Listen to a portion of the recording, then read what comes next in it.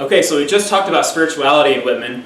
We're going to sort of get at that again, but we're going to sort of separate it from thinking about it in religious terms, whether it's tradition or Christian or something else, and think about it more as Whitman thinks about it. So if you look in section 3, and this is on the second page of section 3, this is underlined in your text. Welcome is every organ and attribute of me, and if any man hearty and clean, not an inch nor a particle of an inch is vile, and none shall be less familiar than the rest. So I think that Song of Myself is a very spiritual poem, but he views spirituality in a way different than in the Christian tradition.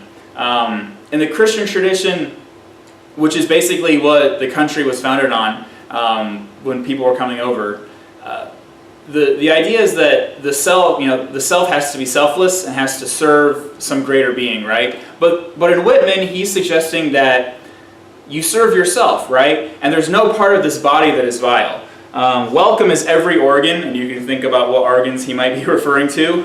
Welcome is every organ and attribute of me, and of any man hearty and clean. Not an inch nor a particle of an inch is vile. Okay, so this idea that there should be no shame. I think we'll think about the Puritans who helped found the country. I think they would have a very different view of the body than Whitman has, right? So he's starting to revise the way that Americans, can or maybe should look at their relationships with themselves, with the body, right? So that's in section 3. We can continue in section 21. I am the poet of the body as well as of the soul. The pleasures of heaven are with me, and the pains of hell are with me. The first I graft and increase upon myself, the latter I translate into a new tongue. So he is a poet of the soul, but he is also a poet of the body, right? So he embraces the physical being, which I think is sort of, I don't know if that's a radical idea, but it probably flies in the face of a lot of the tradition that was in America at the time. I am the poet of the woman, the same as the man, and I say it is as great to be a woman as it is to be a man.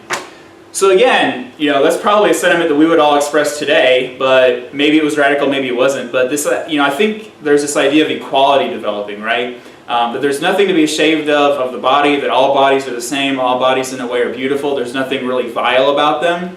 And so in a way, there's sort of this democracy of the body, right? All bodies are equal, there's nothing to be ashamed of. So I find that really interesting. If we continue on to 24...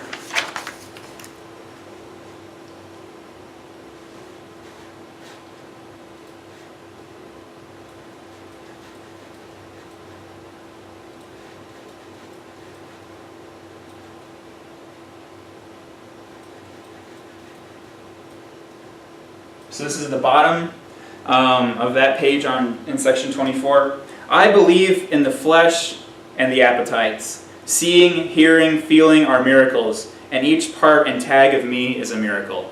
Again, so he's emphasizing, the corporeality, the physical being, right? I believe in the flesh and in appetites. So the appetite to eat food, right? But also other appetites that he's suggesting. Seeing, hearing, feeling are miracles. So sensuality, right? The senses. Sensuality is a miracle. Each part and tag of me is a miracle. So a miracle is not something otherworldly. The miracle is the physical self. Divine am I inside and out, and I make holy whatever I touch or am touched from. That's the next page at the very top. Divine I am inside and out, and I make holy whatever I touch or whatever I am touched from. If I worship one thing more than another, it shall be the spread of my own body or any part of it.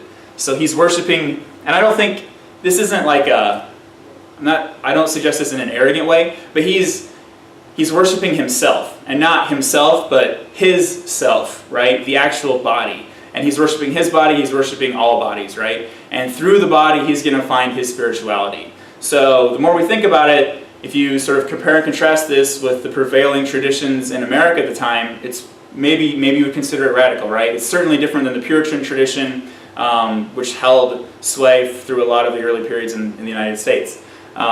So I think it is very spiritual, but the way he gets at spirituality is much different than what we maybe think of nowadays, or what was thought of at the time.